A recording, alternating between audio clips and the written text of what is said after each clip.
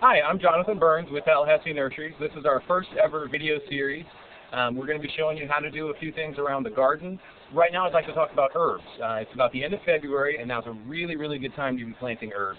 Most of the herbs we have here are going to go all the way through summer, some all the way into fall, some are even 2 years. So it's a really good value, and it's going to help your cooking a lot.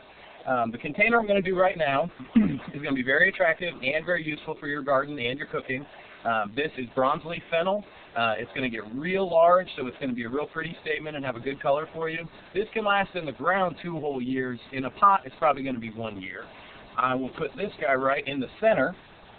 We also have some variegated oregano. This is great for cooking. It tastes just like regular oregano, but it's got this nice gold leaf. It's going to spill out all over the pot.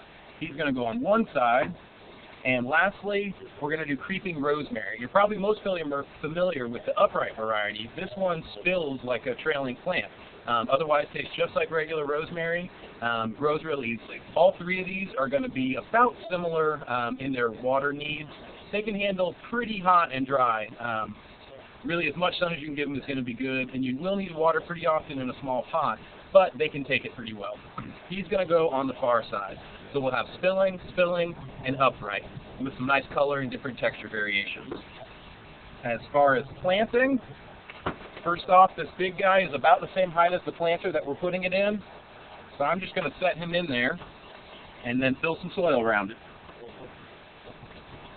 We use our own blend here at Tallahassee Nurseries. It's called TN Mix. It's got a lot of pine bark and peat moss. It drains really well. Good for any container. And it's also a good amendment in the ground if you're planting a larger plant. Now we've got that started.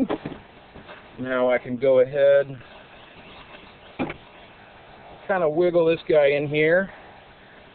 I like to put trailing plants right up on the edge so that they'll spill over sooner. Can do the same with the rosemary.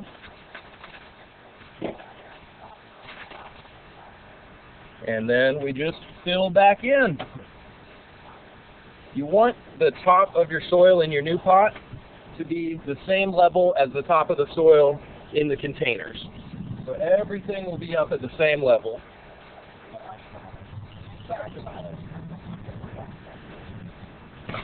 You don't have to worry about getting it on the leaves or anything. While it's dry, you just kind of sift it around, and the first time you water it in, it's all going to go around the plants and into the root zone.